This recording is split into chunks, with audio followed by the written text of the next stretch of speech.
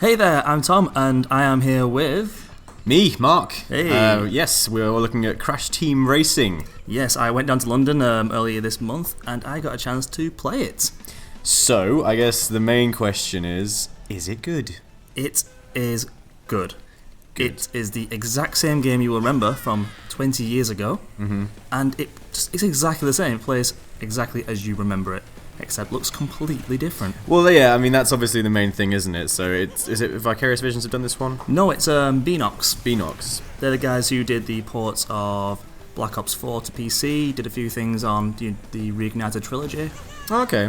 So they know what they're doing. Yeah, I mean, graphically, it's pretty spot on, isn't it? Like, it's got that, Yes. like the crashness to it. It looks just like the Insane trilogy in most aspects, but one thing I love about it is they've taken more artistic license, if that's the right word. They're playing around a little bit more so than the Insane trilogy did. Yeah, well, I mean, if I think later on we might be able to look at some side by sides, but they've added a lot of bells and whistles to the levels to make them feel a bit more fleshed out. So it's not just about the racing in this time. It's more, dare I say, Mario Karty. I mean, to an extent visually, yes, but the controls and everything like that are spot on, exactly the same. Nothing has changed. I actually went into it thinking maybe they'll change Accelerate to R1 or R2.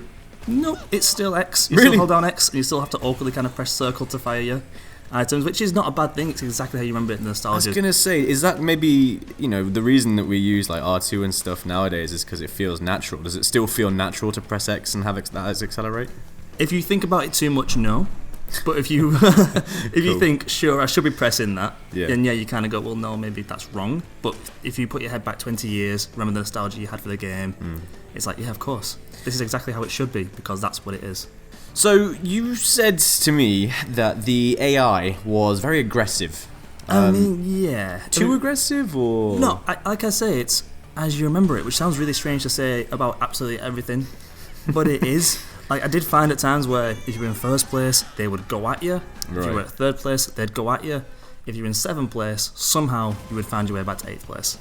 It was, yeah, unless you got an Aku Aku, you pretty much stay in there, and it's kind of nice. It means the rubber banding isn't too bad, but also sometimes it can be. Yeah, well, I suppose they have to keep it competitive, otherwise Yeah. you just blitz the track and then that'll be it, right? It is that whole Mario Kart thing where they want to keep it interesting, and that definitely is there. And as you can see, this level is just stunning. Like, if you see what this map used to look like, Yeah. it's just completely different. The train track above, all of this is just mental how much they've changed it. Well, I mean, I did play the original, but I'm not like, it was never like my thing. So tell me about the characters a little bit. Like, does different characters have different carts and stuff, customization options? Well, that's a whole thing. So in the original, every character had some sort of little perk, is the best way to say it maybe. So Coco had better acceleration, and other ones have different, maybe some boost with certain items and things like that. I can only expect that's here as well. They didn't go too much into it. Right. I did ask about car customization, and they weren't forthcoming with that information because it wasn't the time for it. I hope that's there because that's such a huge deal in Mario Kart now. But I don't know how that would affect the classic controls and everything it felt originally. They're trying to make this as truthful as it can be. Yeah, I mean, it certainly looks like it is. It definitely is. So, as far as characters are concerned, I see that we've got a few staples. We've got Crash, Coco, Neo, Cortex, Dingo Dial, Tiny. What levels did you get to play? So what we first looked at was obviously Crash Cove, which is one of the most iconic maps, and then going on to this, which is Dingo Canyon, and after this we have Polar Pass, which honestly I think is probably the most changed of all of them. Do you remember how many were in the original? Like, how many tracks? I do not, because one thing I can't wait to see, and I hope they keep it in, is the fact that there was kind of an open world aspect to Crash Team Racing, where you, in the story mode, would drive around an open world area and go map to map to map, collecting, I forgot the word, relics I think, Right. and that would unlock other areas in the open world. And I was kind of hoping to see that, and I hope that's there, because this is just playing them out of arcade mode. I mean, if they're making a faithful remaking of the game, then you would assume it is there? Yes, you would. I mean, looking at this, look at it now. The snow in there is such so completely different from the original. The pandas everywhere, not polar bears. The snow is so snowy. Yeah. Do you know what? Something that I'm actually quite shocked about is how not terrible you are. Well, he says that as he falls into a pit there. You say that as I fall into a pit, but I practiced a lot 2 days before. I played the game excessively to make sure the footage for this wasn't the worst footage in the entire world, and so the YouTube comments will be lovely. Good. And this is 3 of my best runs. So how long did you actually have with the game then? I had a total of 2 hours with the game. 2 hours is quite a good amount of time. Yes, it is. And to say there was only 3 levels for 2 hours, it meant I had a lot of time to get good. Right. And I still was pretty terrible at Polar Pass. Did you manage to explore any of the shortcuts or anything? Not too much. I did in the 2-player footage take a little shortcut up the ship, which I'm not entirely sure how much of a shortcut that is. Yeah, this is. I see what you mean, but about the AI being. Yeah, I am targeting you pretty hard. I'm at the back, and they're still going at me. I mean, I guess it's just trying to give the same fairness to the AI as you get to the player, because when you're a player at the back, you do tend to get some of the big heavy weapons that do the most collision and impact, best ways to get past anybody, and that clearly happens to the AI as well. Well, I mean, that's good to see at least. It'll be interesting to see. And I got blown up. It's just not fair.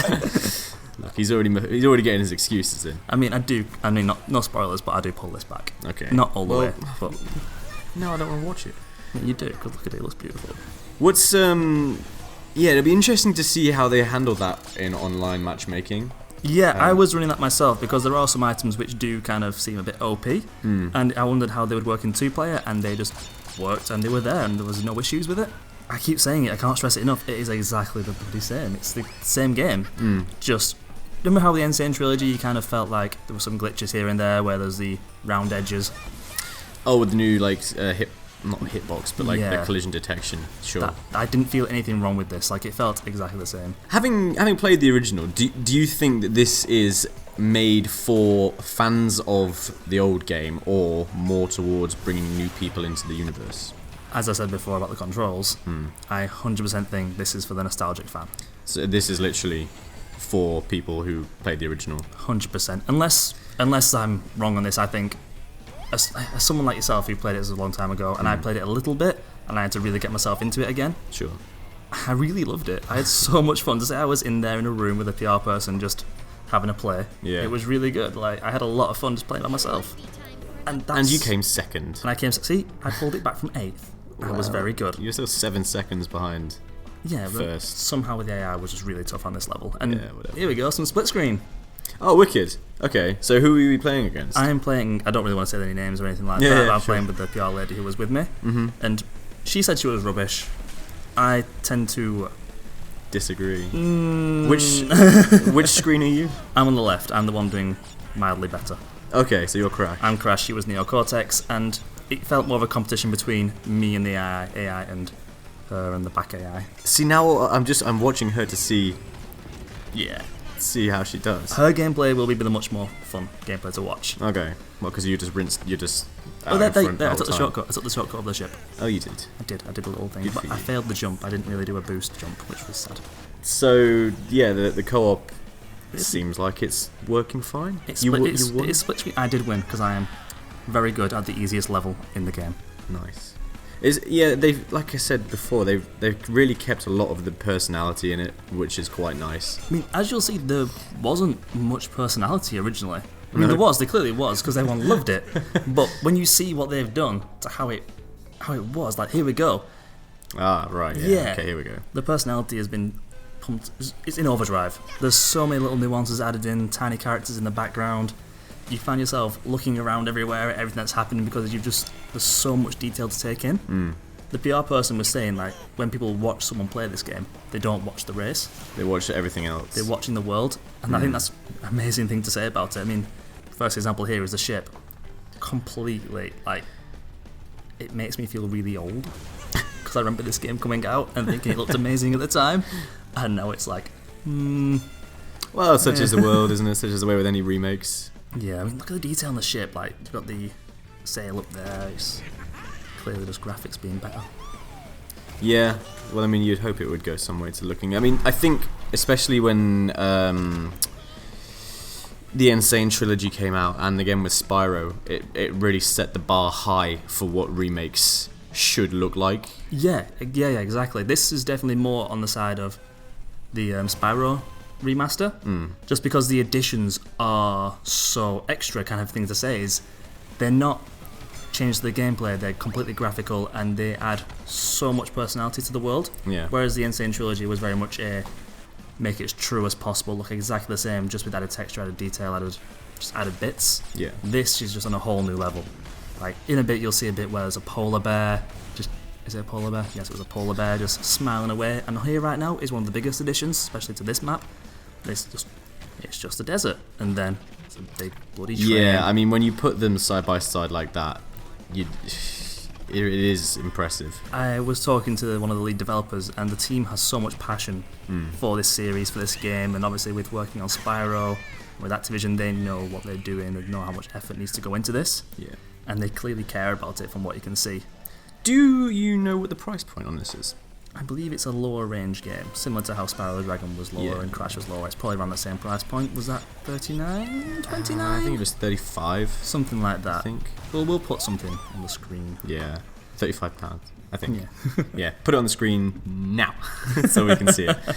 But yeah, like, this is one of the biggest changes. These, you can see, this is personality they're throwing in. A for sale sign. What was just a random big block in the way to go around is now a big for sale tree. Nice. Loves a little bit of personality. And yeah.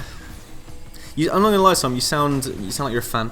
You sound like you've been sold by what you've played. Again, I think because I played the game beforehand, because I prepared myself for the moment. The moment was prepared for. I had probably a lot more fun than I would have done if I'd gone in there straight.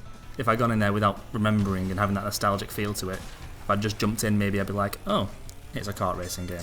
Sure. Oh, okay. So because you'd played a little bit before, you were freshly aware of all the things that they've done. Yeah. So that's a good point, actually. Like, if I hadn't have played or seen any of the original. Look who's so happy. He's having a green.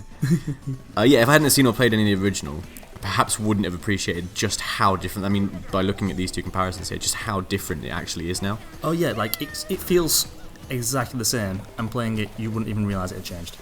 You need these moments of seeing it side by side to know how different it is. Yeah, sure. And I think it's he's so cute. It's ridiculously cute.